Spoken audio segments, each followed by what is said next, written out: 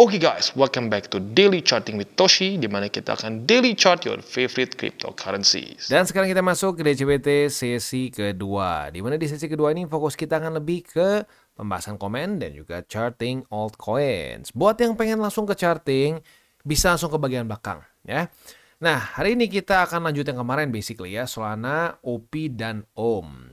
Nah, sebelum kita masuk, gue ingatkan lagi, hari ini sampai hari Jumat kita akan terus keluar data-data penting ya. Jadi siap-siap. Untuk hari ini dari US kita akan keluar ADP Non-Farm Employment Change, lalu juga Initial Jobless Claim, dan juga Crude Oil Inventories. Mulai dari setengah 9 ya, bukan setengah 9. 8:15 sampai ke jam setengah 11 malam kita akan dibombardir dengan bintang 3 nih ya. Dan tadi sempat ada yang point out ya, bahwa nanti subuh jam 2 kita akan keluar FOMC meeting minutes. Jadi siap-siap juga, ada kemungkinan bisa terjadi extra volatility lagi dari ini ya, Abang Jerome nih. Kita lihat ya, Abang Jerome apakah akan membuat market semakin parah atau gimana nih. We'll see ya. Itu kurang lebih untuk hari ini sampai subuh begitu ya. Thank you buat yang ngingetin. Oke, next Bitcoin dominance bahkan dengan kondisi kayak kemarin pun ya, lu bisa lihat sendiri dia malah reclaim MA50 dan 20 begitu. Jadi lagi-lagi untuk yang keberapa kali nih ya. 1, 2, 3. Di cycle ini 3 kali, di cycle sebelumnya sekali ya. Kita terjadi mini altcoin season di mana kita kegocek ya. Kita kegocek lagi oleh balance sheet. Makanya ya gua udah sebut dari kemarin, hati-hati. Selama balance sheet masih terus turun, possibility untuk altcoin season seperti 2021 itu masih kecil ya. Historically speaking lebih sering fake out seperti di sini yang kita sering sebut sebagai mini altcoin season begitu. Jadi buat lo yang mungkin altcoinsnya terlalu gila-gilaan sekarang mungkin sedikit sakit perut ya. Ya iyalah sakit perut, gimana nih, minusnya gila jujurnya ya untuk beberapa alts. Kayak Ethereum aja minus 9% ya. Lalu Solana nyari 10, Doge 11 ya, tapi itu memes lah ya.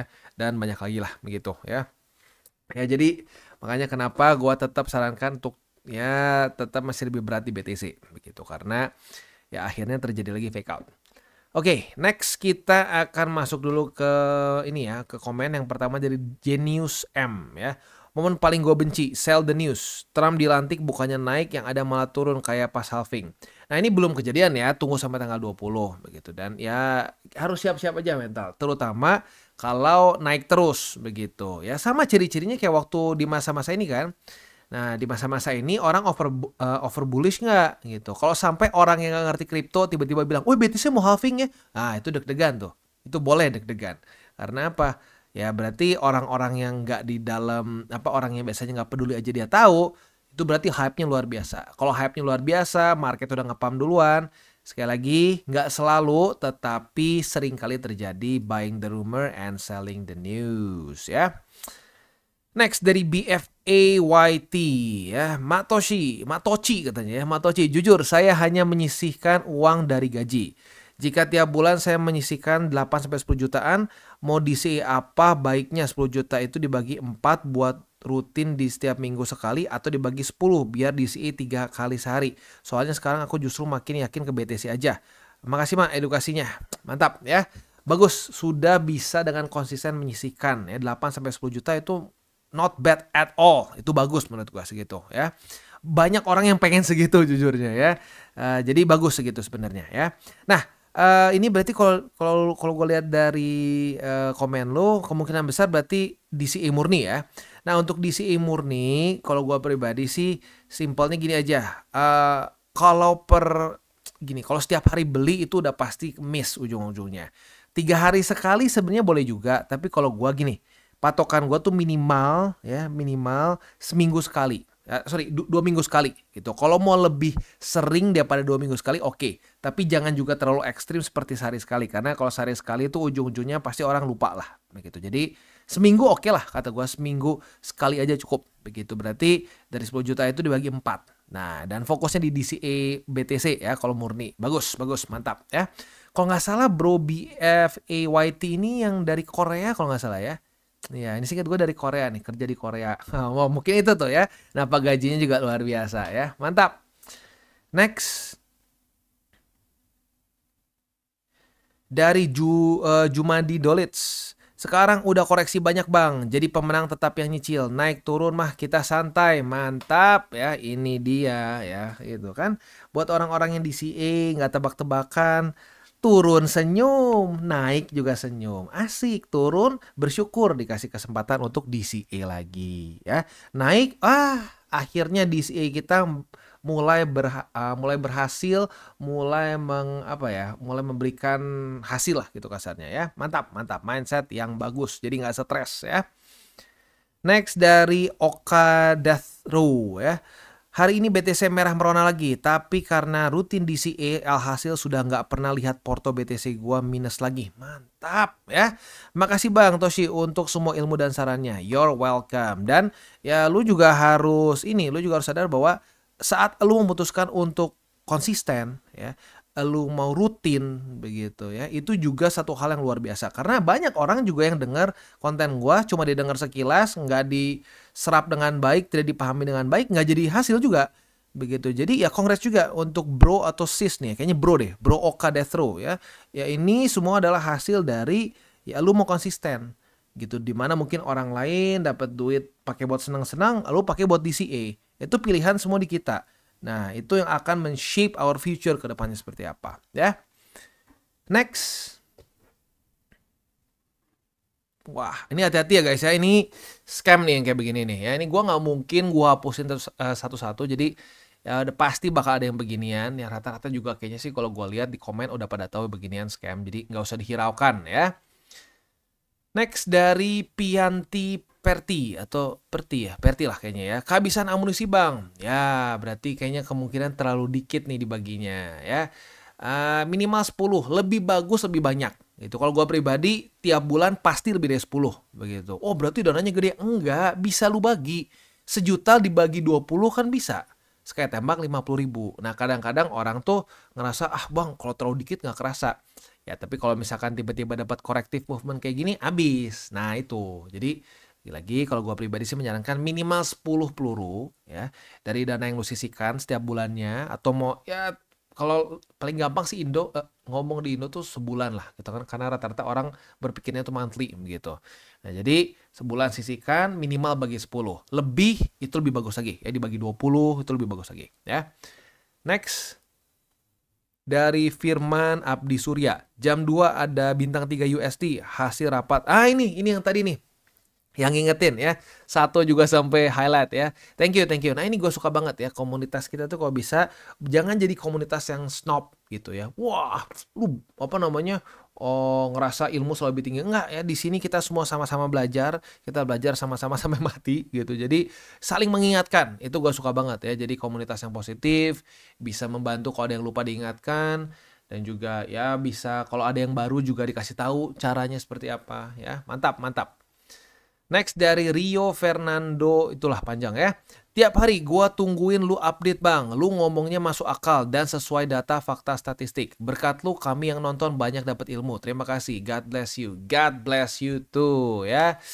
Wah thank you ya. Gue happy banget kalau gini. Gue tuh kadang-kadang sedikit kalau misalkan ada yang komen, wah mantap, prediksi lu gacor. Aduh gue tuh kayak di hati kayak sedikit nyut gitu ya, karena gue nggak ada prediksi, nggak ada tebak-tebakan, nggak ada gacor-gacoran gitu. Di sini ya kita pakai data, fakta, statistik, setup juga ya sesuai aja begitu. Makanya gue happy banget kalau dibilang masuk akal gitu, sesuai data, fakta, statistik. Wah, thank you ya.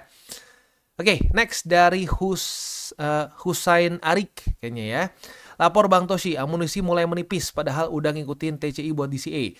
Cuma mungkin terlalu baper pakai perasaan ke market jadi DCA-nya over leverage. Waduh, over leverage gimana nih maksudnya? Apakah pakai duit panas? Jangan pakai duit panas.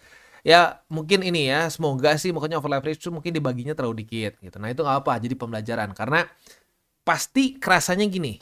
Pasti kerasanya kalau lu cuma dibagi misalkan kurang dari 10 gitu ya, berpikirnya gini, aduh kalau DCA-nya terlalu kecil nggak kerasa nih kalau naik.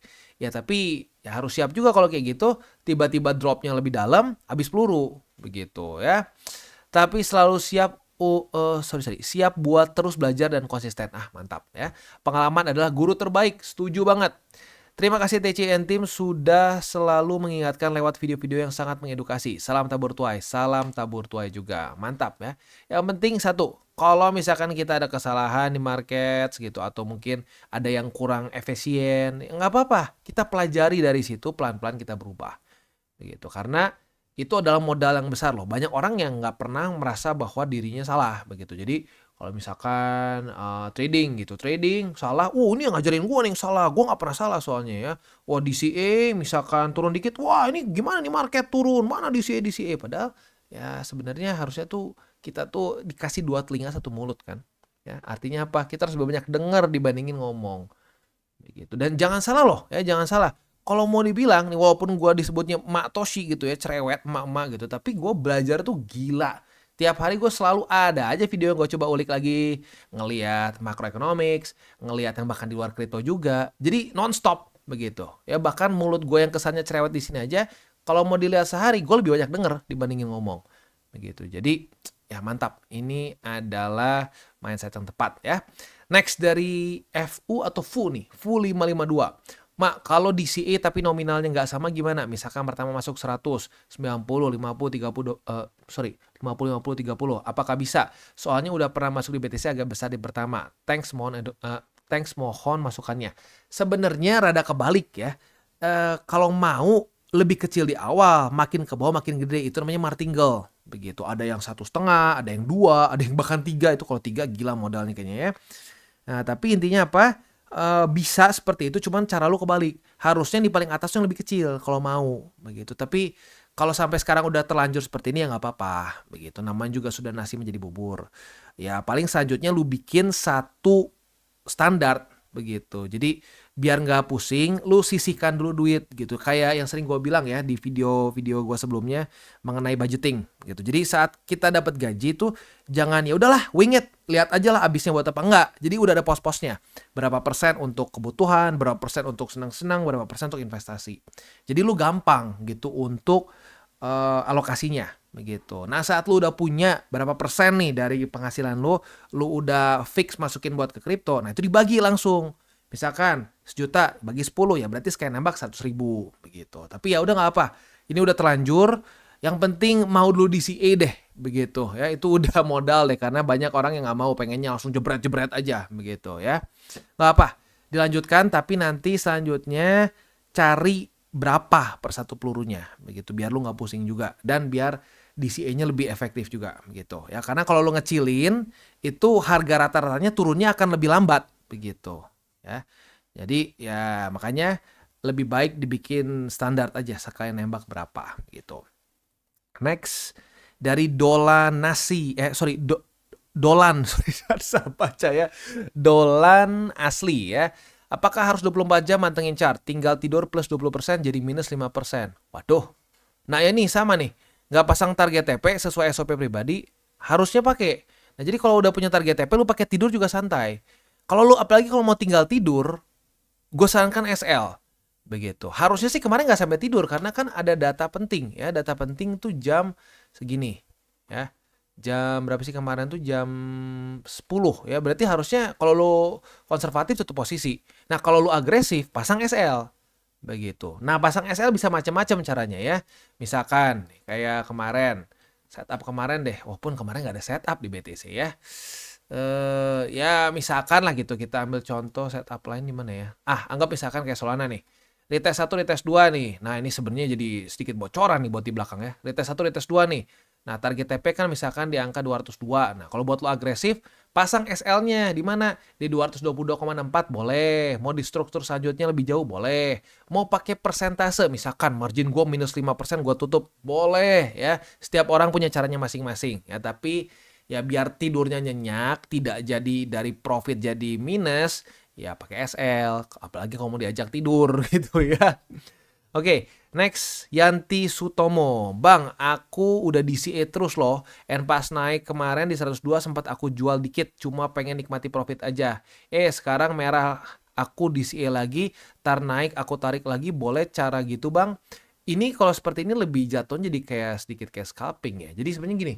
Kalau DCA itu DCA ala gua ya. Kalau lu mau pakai cara lain juga boleh. Tapi kalau ala gua terus DCA sampai terjadi overbought di weekly. Dia weekly close di atas dari Bollinger Band, baru kita TP. Itu pun ada spesifik lagi ininya itu, which is itu rada repot sih buat jelasinnya. Nanti kalau sampai udah ada SOP TP gue bahas di DCWT begitu. Jadi ya tergantung lo, kalau lo pengen kayak begini lebih jatuhnya kayak scalping spot gitu kerasanya ya. Ya tapi kalau gue sih DCA spot itu lebih ke untuk jangka panjang sampai ya TP-nya kalau sampai overbought di weekly begitu ya.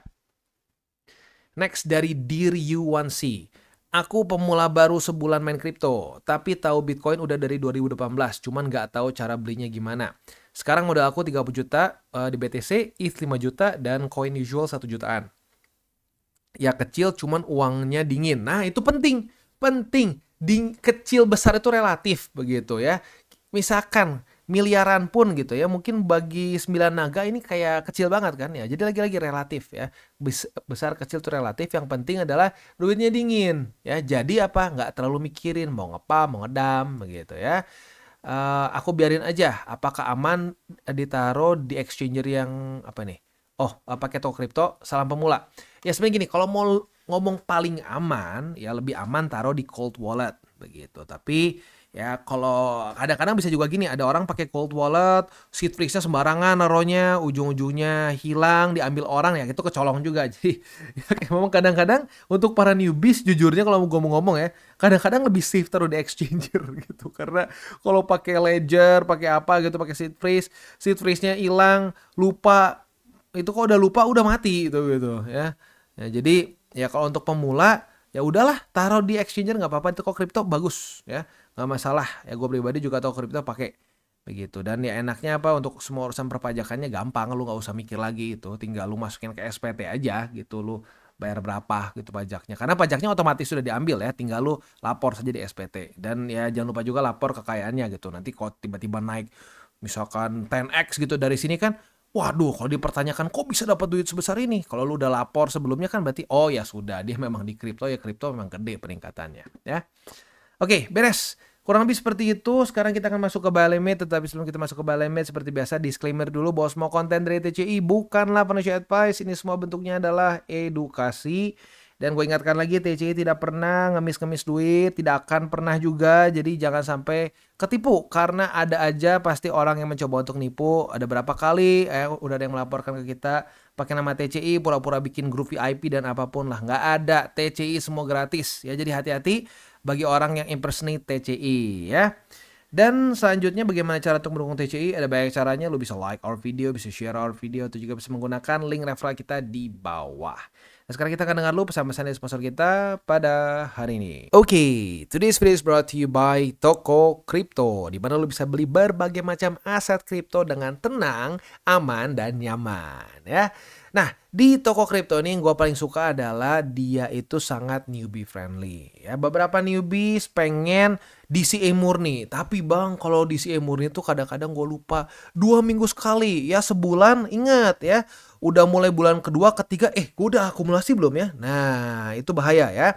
Nah, jadi buat lo yang suka lupa, di sini ada DCA otomatis ya, autopilot. Nggak perlu bayar. Zaman gua dulu untuk DCA itu masih harus bayar ya, harus bayar ke programmer buat dia bisa akumulasi secara otomatis. Zaman sekarang exchanger udah canggih ya.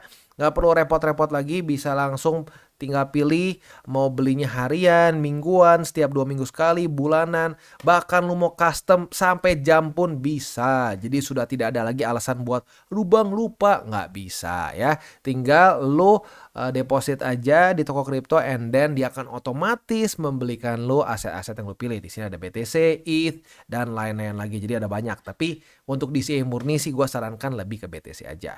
Tinggal lu pilih, misalkan abang gue pengen 500.000 setiap 2 minggu. Tinggal klik gini, pup, jalanin. As simple as that ya. Mudah, recurring, dan fleksibel ya. Nah, tetapi di sini juga bukan cuma untuk para newbies, buat lu yang udah lebih ke yang udah intermediate sampai advance pun bisa. Lu bisa charting juga di sini dengan pair-pair yang macam-macam ya. Bisa pakai pair IDR, USD juga bisa. Tapi kalau gue pribadi sih lebih menyarankan Kalau buat lo yang pakai TA gitu ya, jangan pakai IDR, mendingan pakai USD. Dan di sini pilihan juga banyak. USDT bisa, USDC bisa ya. Jadi ya lo bisa tinggal pilih aja mana stablecoin favorit lo. Tapi ya USDT lebih banyak sih pairnya ya. Dan jangan lupa juga setelah lo sudah akumulasi aset kriptonya, jangan lupa untuk dimasukkan ke earn supaya dia bisa memberikan yield. Jadi bukan cuma capital gain ya, tapi juga bisa mendapatkan yield dari aset yang lu sudah beli. Contoh, Polkadot lu bisa dapat APR 7,2%, EFX 4,5%, APT 6,39. Ini kok jadi kayak APT-nya Bruno Mars. Lalu ada Rose dan banyak lagi. Ya, itu semua bisa dapatkan dengan cara ke bagian earns ini. Ya, jadi buat lo yang belum punya akun di toko kripto, pertimbangkan untuk menggunakan link referral kita di bawah dan mulai trade di toko kripto. Dan kita masuk ke Solana. Untuk Solana, posisi short kita kena target TP. Asik ya. Jadi profitnya nggak kira-kira sih ini jujurnya ya. Profitnya sebesar 7,53%. Jadi buat lo yang kemarin buka di MA50, congratulations ya, sudah profit dan ini profitnya pun luar biasa ya. Nah sekarang kita punya posisi long nih sebenarnya. Retest 1, retest 2 di 202,00. Tapi sekarang lagi minus. Kita lihat sampai besok jam 7 atau ya sebenarnya lebih bagusnya sih nanti jam ini ya, jam setengah 9. Kalau sampai setengah 9 ternyata belum kena target TP dan posisinya mungkin masih minus ya sudah tutup aja posisinya ya. Karena ya takutnya ada gejolak yang lebih ekstrim lagi begitu ya. Oke, posisi spot 202,00 harusnya udah kena, MA20 juga udah kena harusnya dan selanjutnya di 192,13. Next kita masuk ke OP. OP juga nggak mau kalah ya. Solana profit, OP juga profit ya. Untuk OP profitnya itu sebesar 6,7 ya. Itu untuk posisi short yang kita buka dari tanggal 5 Januari. Jadi buat yang lebih ke agresif ya. Congratulations, kesabaran lu. Ya sebenarnya dibilang sabar ya biasa aja sih ya. Cuma nunggu 2 hari sih. Tapi ya udah, profit 6,7%. Untuk kesabarannya nunggu 2 hari ya. Nah, selanjutnya belum ada setup lagi karena jebol untuk si struktur dan juga struktur dan MA20 ya. Untuk posisi spot MA200 confluence dengan 1,709 ya. Lalu di angka 1,614. Next kita masuk ke OM. Untuk OM kita bisa lihat di sini retest 1, retest 2 di MA20 atau 50 ya. Artinya sudah kebuka posisi long. Target TP-nya bagi yang konservatif bisa di sini nih, di angka 3,9219 ya. Nah, buat yang lebih agresif di angka 4,0158. Itu untuk posisi futures di OM. Untuk posisi spotnya MA50 atau 20 lalu di angka 3,463 dan juga ini sorry ya, ada satu struktur yang kadang-kadang gue suka lupa nih. Struktur yang gue lupa pasang. Nah, di sini nih. Jadi sorry ada perubahan ya. Balemate yang pertama itu MA20 atau 50, lalu ada struktur di 3,68 dan yang terakhir di 3,463 ya. Itu kurang lebih untuk setup hari ini ya di DCWT sesi kedua. Sebelum kita tutup seperti biasa gue ingatkan lagi ya, jangan pakai uang panas, jangan over leverage, berpikirlah jangka panjang dan ingat salam tabur tuai ya. Satu lagi lah mungkin gue ingetin bahwa ya kita malam ini penuh dengan data-data penting sampai subuh. Jadi siap-siap ada kemungkinan lebih ekstra hari ini gitu ya, karena si Abang Jerome mau pidato nih ya. Kita lihat pidatonya seperti apa ya. Oke guys, jadi itu adalah akhir dari segmen DCWT kita pada hari ini. Dan jangan lupa bagi kalian yang merasakan manfaat dari segmen ini, jangan lupa untuk share ke teman-teman kalian. Dan apabila lu pengen mensupport channel kita ya TCI, jangan lupa untuk menggunakan link referral kita di bawah. Nggak wajib ya, tetapi apabila lu menggunakan link referral kita di bawah, ada macam-macam ya, dari Bybit, Huobi, Maxi, toko kripto dan banyak lagi ya. Ya walaupun nggak wajib, tapi kalau menggunakan link referral kita, lu secara langsung membantu perkembangan dari TCI. Dan satu lagi, jangan lupa juga untuk join Telegram group kita, di mana kita bisa ngobrol-ngobrol santai mengenai dunia cryptocurrency secara 2 arah. So, jangan lupa untuk like, subscribe, click the bell icon, and see you on the next video.